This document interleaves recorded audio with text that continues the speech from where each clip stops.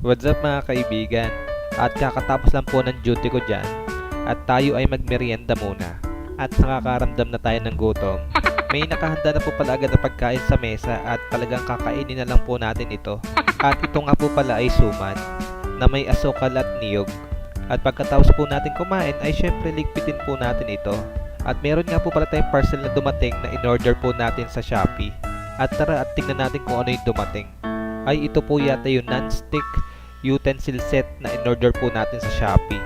Ito po kasi yung request ni nanay na orderin po natin sa Shopee dahil bumili po siya ng kaserolang non-stick po sa builder at kailangan daw po niya ng non-stick utensil set na gagamitin.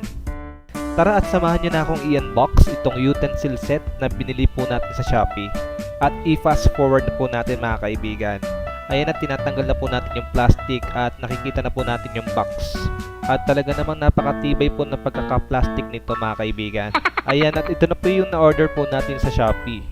Silicone kitchen set po mga kaibigan. At may nakalagay pa sa taas nito ay best seller po from Kaysa Villa. At tignan na po natin yung laman ng box mga kaibigan.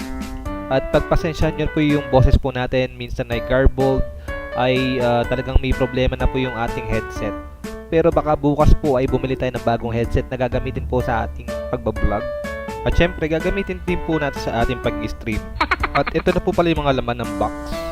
Ayan at isa-isahin na po natin mga kaibigan. Hindi ko lang alam kung ilan po yung laman nito pero tignan natin. At i-fast forward na po natin yung video para hindi po kayo mainip. Ayan, bumilis ba? Aba, ang dami palang laman ito. Magagamit ba ni nanay lahat ito? Baka maging pang display na lang yung iba dito mga kaibigan.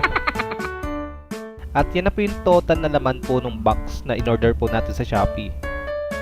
At isa-isahin po ulit natin at tanggalin po natin sa pagkaka-plastic. Kung mapapansin nyo mga kaibigan, yung pinaka-handle niya po ay kahoy. At yung dulo naman po niyan ay silicone. Dami din po pala laman ng box nung na-order po natin sa Shopee. At mukhang sulit naman po yung 500 natin dito.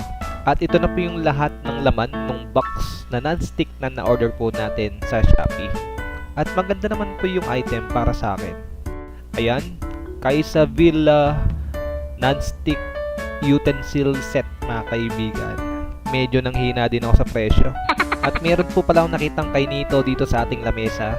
Pero hindi po ako mahilig dito mga kaibigan. Baka gusto nyo, message nyo lang ako sa messenger. At alas 4 na po ng hapon, kakatapos lang po natin mag-unbox at maligo po muna tayo. Ayan, at tapos na po tayong maligo dito at magpa-cute muna tayo ng konti sa camera. Siyempre, bagong ligo tayo at lalabas po muna tayo ng ating bahay. At magbabike tayo mga kaibigan. Yung aso ko dyan, naramdaman na palabas na ako kaya talagang hinahanap niya ako dito. Kala niya siguro, sasama ko siya.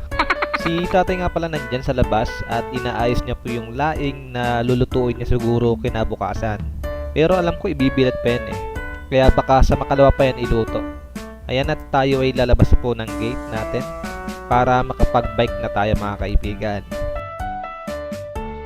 Yung aso ko pala hindi na sumunod lumabas kasi alam niya hindi ko naman siya isasama. At magbabike tayo paikot mula dito hanggang palengke pabalik po sa ating bahay. Bali mga 10 to 15 minutes po yung aabuti ng pagbabike po natin. Ayan dito po ay nakabalik na po tayo, medyo pinagpawisan na po tayo. Ang importante po kasi ay tayo ay nakapag-exercise po kahit at least 15 minutes or 20 minutes a day. Ayan at kakauwi lang po natin at tayo pumasok na po sa loob ng ating bahay para makapagpahinga na din po tayo at makapag-relax na din. Yun lang, and once again, this is Red. See you when I see you. Salamat!